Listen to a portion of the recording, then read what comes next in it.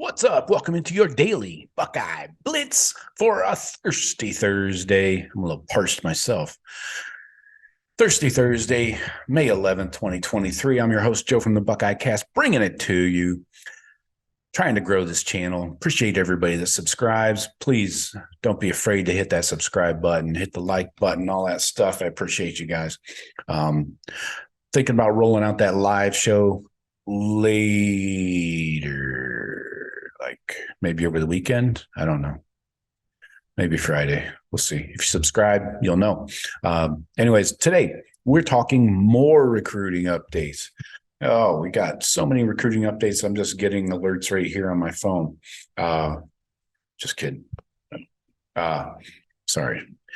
We're talking more recruiting updates because we had that huge Under Armour camp in Columbus last Sunday, and we had multiple interviews with current commits, targets, 2025 guys, everything. So I'm going to lay all that out for you. Talk about all the commits. Actually, we're going to touch on, let you know how they did at the camp, if they had any interesting quotes or anything to say. We've got an interview with we talked to Garrett Stover, Bryce Underwood, the 2025 quarterback out of Michigan. So let's hop into it right now. So first off, we had the Under Armour camp on Sunday. 6 of Ohio State's 13 commits in the 24 class were there. You had the Armstrong twins, Devontae and Deontay. You had Mark Nave repping the 419 from Toledo Central. You had Sam Williams-Dixon. You had Mylan Graham, the receiver out of Indianapolis area. And the linebacker, Garrett Stover, the first commit of the class. So 2024 running back Sam Williams-Dixon honored as the MVP of the running back group for the 24 class. He showed why he was primarily used as a receiver as a sophomore, and he won a ton of one-on-one drills, man, in pass catching matchups, lining him up, getting him up against a linebacker, and he did some work. He had this quote afterwards. He said, "I think I did well paying attention to everyone who was out here, listening to my coach. I thought my route running was amazing, and I thought I wowed the crowd today." It was raining too, so I'm surprised they had much of a crowd other than media. But anyway, also 2025 Ohio running back from Cleveland, Bo Jackson, he won the 2025 MVP for the running back group. His quote, he said that, "Today I felt like I gave it my best. I went at my drills hard, and I liked my route running against the linebackers and the catching drill." So these guys like to use their hands and get out in space. So sounds good for Bo Jackson, right? I think he's got a career. Let's talk receivers. Mylan Graham got MVP for the wide receiver group. Shocking, right? A 5-star. Along with the invitation, so that comes along with it, to the Under Armour All-American game. Mylan Graham said after the camp, he said, "It felt great. I felt like I could have done a little bit better on a few more of my reps. I don't lose any of my reps, but I still feel like I could have done a little bit better. I really just came out here to have fun and get better." So, okay, I think he got better. Let's talk quarterbacks. Ryan Montgomery, Luke Montgomery's brother. I feel like I always have to tag Ryan Montgomery with Luke Montgomery's brother for some reason. Anyways, 2025 quarterback, Bryce Underwood, the 2025 quarterback from Belleville, Michigan. Those were the only 2 with Ohio State offers at the camp. They were both selected as MVPs of the quarterback group and got invitations to Under Armour's Future 50 camp. So moving on up. Next camp. So both guys looked amazing. Deontay Armstrong, let's talk O-line, won all of his one-on-one matchups.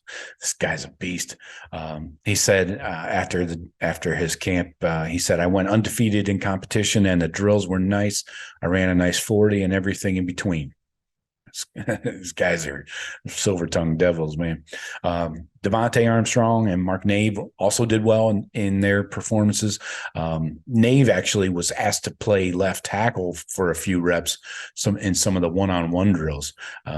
He did okay, but then showed his real talent at left guard at his natural position. So fared much better, obviously. Aaron Scott, we talked about him yesterday, made two impressive PBUs in one-on-ones.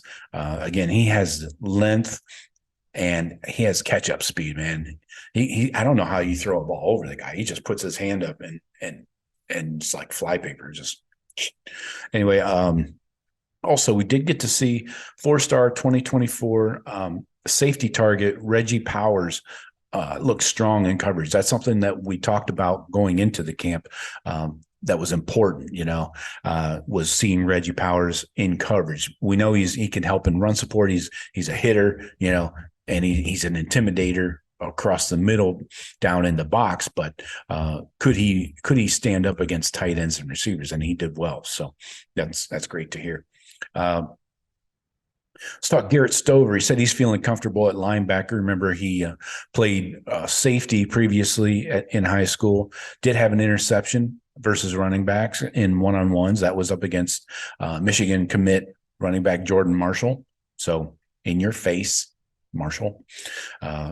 Kate Stover said, we were planning it, making sure that he was going up when I was. So I knew I had to show out, especially letting everybody know that the Buckeyes are still on top. So he wanted to get Jordan Marshall in a one-on-one matchup in that drill and got the pick. So Stover was showing off his athleticism, his coverage skills, the ability to drop back into coverage, running downhill downfield with running backs. Played linebacker last season at Big Walnut High School, but previously played safety there. Said he feels comfortable at linebacker. He was at 195 last summer when he worked out at Ohio State. Now he's up to 210. So continuing to bulk up for that linebacker position, obviously. He's built a really close relationship with Jim Knowles. He said that, quote, he's a great man. You'd think he'd been coaching me for 10 years. We built a really strong relationship together. He came out to see me last Wednesday, and he was just great.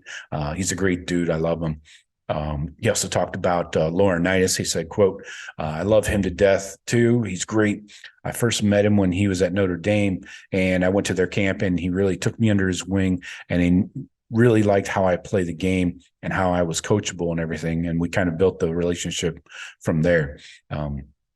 We stayed in touch after that. And when when I knew he was coming to Ohio State, it made my commitment that much better. So, good connection there going. Stover says he plans to be at Ohio State for some of the camps this June, and he's planning to enroll early next January. He's working hard, like the other commits, to recruit other players like linebackers, like Kingston Viliamahu Aso, Edwin Spillman, and then, of course, the cornerbacks, Aaron Scott and Bryce West. So one thing he does really want to win Ohio's Mr. Football Award.